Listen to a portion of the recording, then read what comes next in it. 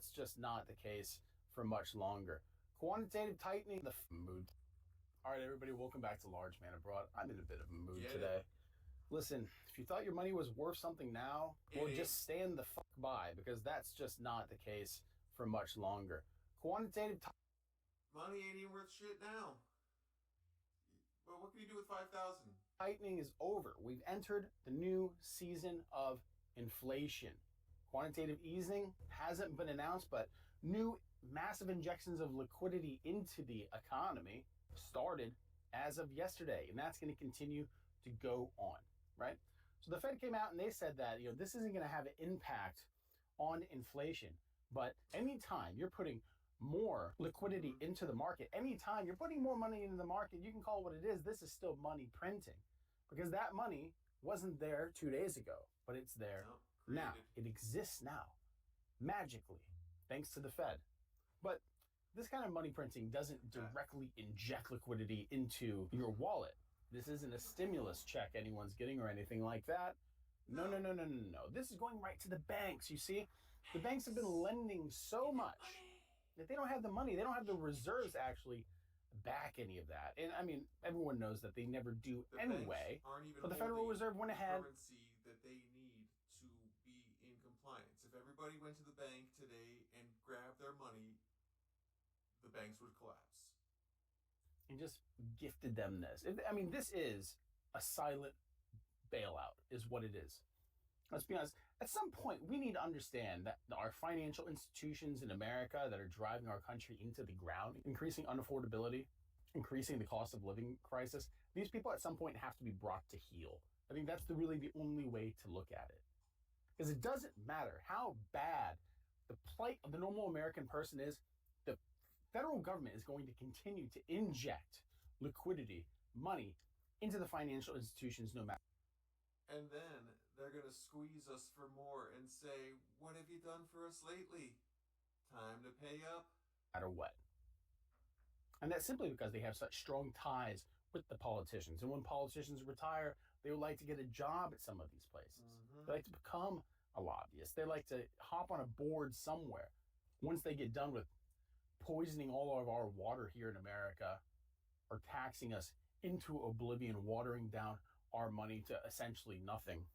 This just means that these same financial institutions, the lenders out there, they can go ahead and they can issue more loans, more debt for you, more debt for me, more debt for institutions of power. Those who hold the debt make make more.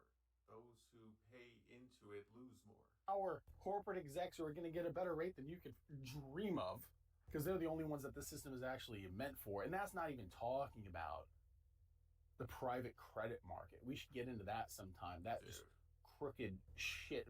Listen, the American people are completely left out of this shit, and they're going to go ahead and say that they're bringing down inflation, but it's just slowed down the rate of inflation. It's never come down. The fact is, none of these prices, lowered, I believe, 0.3% from last year, so it's still at like 3%. It's still high, so yeah. You think the prices are high now? You can listen to the politicians say that they're going to bring the prices down. Oh yeah, also, the tariffs that they haven't really passed on to you yet, those are going to be passed on to you into the next year, so absolutely groceries will be a hell of a lot more expensive. But they're not going to bring the prices down. They can't bring the prices down. They can just slow the increase. The US dollar is inflationary. It is not deflationary. There are times that it can become deflationary, and to the normal smooth brain American, that sounds amazing. But usually that is a precursor for a financial disaster that ruins the economy, ruins the nation in ways that we are just clearly not prepared for or ready for. But this is just another symptom. This is just another strategy in the great class war that America finds itself in. You are meant to carry more debt. And we're going to drive these prices up so that you have to rely on debt to pay for these things. We're going to push everything on the media. We're going to push all the celebrities to push lifestyle and consumerism in a way that doesn't improve the life of anybody in America. Look at some of the products that are out there, right? I'm married to a woman. I see some insane products that come into our house that I'm like, we just don't need this. And she's pretty good about things. She's a fairly frugal person, Love her to death. Amazing woman. Mother of my child. Same. Biggest headache of my life. It is what it is. This whole inflation thing is just one driver of why you're poor, why you're broke, why you feel like you can't afford anything in this country. The one thing that it's coming out recently, but I think people are going to start grasping just how insidious it truly is. That's the corporate pricing power, right? We all are very familiar with the tariffs. We're all very familiar with the manipulation of prices at the grocery store, at the gas station. None of that has ever slowed down, right? We heard of tariffs. We heard of like how companies are spread loading. They're paying, their fair share of the tariffs. They're trying not to pass it on to people.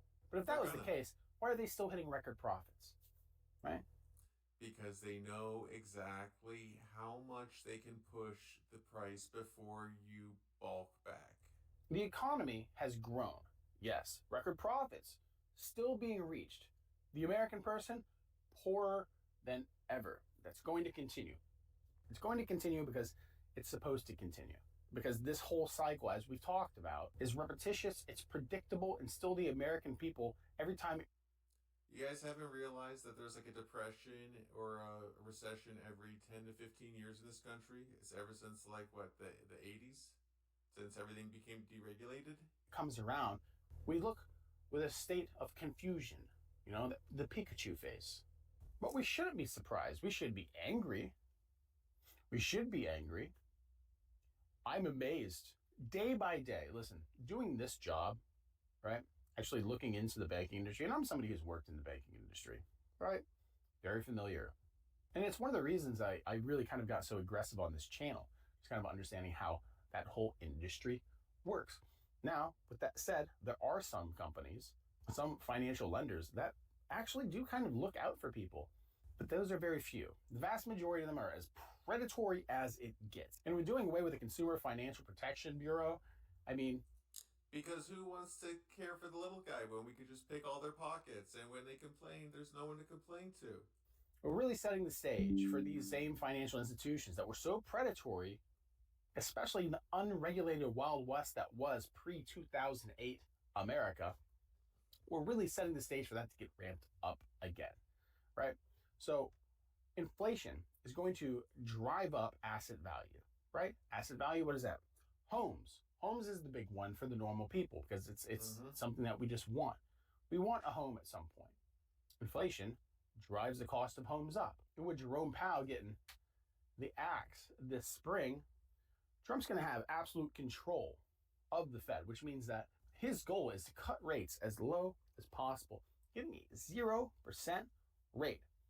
That sounds amazing, doesn't it? It sounds lovely. To the average American, that sounds lovely. I'm finally going to be able to get a house. If you know how much that house is going to cost at that point? When everyone's flooding the market because they're like, well, this is my opportunity to buy. Which is going to drive the prices through the roof. Everyone's going to want to sell their houses. Everyone's going to want to flip their houses. And again and again and again. And just like we saw in 2021 and 2022, where houses were doubling in value year after year. It is not sustainable, and that's why we are where we are right now. Because once those prices go up, once we've devalued the dollar so much, those prices cannot come down. When people are talking about a market crash here. Hey, when have you ever known price of consumer goods to go down? Question, seriously, I haven't. Groceries don't go down unless it's like a seasonal short spring, sale thing. In South Florida, right? This hellscape. They're talking about a market crash because things are coming down 10 to 15%. But if you have a house that's 1,200 square foot, built in the 1960s, goes for $690,000, and you come down 20%, even if you come down $130,000, $140,000, that house is still way, way out of reach for the average American person. So it doesn't matter, does it, if it comes down that much? And we're still not building homes. That's not there. And the homes that are coming out are just really expensive because tariffs have made things so expensive to bring in because most of the products that we use in construction are imported. Our wood coming from Canada, all our insulation and siding coming from China. Americans, I think we can make nails. I think we make nails. Huzzah. And of course, there's the grocery stores. There's food prices. We all know how this goes because we bought tickets to this circus performance before. Inflation goes up, the rates go down, the cost of everything goes up again. Can the American people really handle that? The American people, do they need to own homes? No, you can just rent them from BlackRock. That's fine. At least you can still have a home. Or Berkshire. But the American people can also only carry so much debt. And when consumer debt in America is at the highest level that it's ever been, and we're in the holiday season where people are going to get into debt even more, people can only take on so much debt, right? And people are like, and a lot of people are like, well, just don't.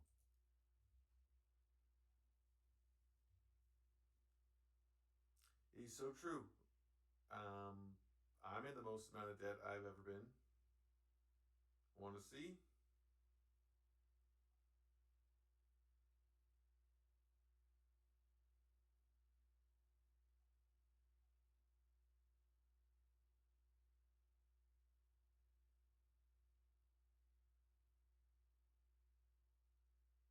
I currently own.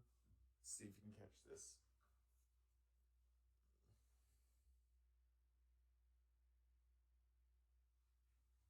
$498,000. Stop paying. They're going to come get that money. This is America, right? The government's on the side of the lender, always. They're going to get that money. They're going to take that money out of your ass.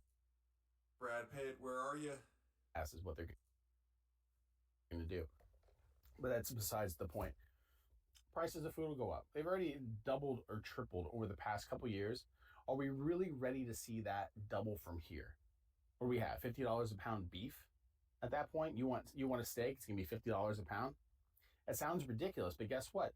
$28 a pound ribeyes from Walmart sounds like lunacy if you said that 5 years ago. Now, it's normal. It's a good steak. Now, so when I say it could be a $50 steak just a few years from now, understand that that is completely within the realm of possibility. Of course. So fill up that deep freeze now and don't touch it, because that's honestly, people are like, oh, go ahead and buy gold, buy beef and freeze it. But I mean, that's kind of what we need to come to now. As the American people, what can we actually do? If a new season...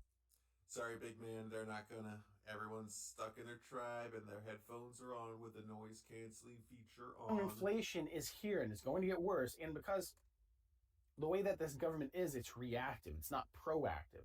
It's proactively trying to destroy America. But when the effects of the policy that they actually in place hit the American people, they're just reactionary when it comes to kind of settling those symptoms down, not actually curing the problem, right? We don't cure problems in this country. We just put Band-Aids over them and pass them on to the next regime that takes power in America. This country sucks. This country sucks. Jesus Christ. But both sides play you. No one is right. We're all being used. For the American people, listen, get away from the US dollar if you can, right? There are threats coming in from countries all over the world right now because we're getting involved with geopolitics in places that we shouldn't be. And people are talking about cashing in their treasury bonds.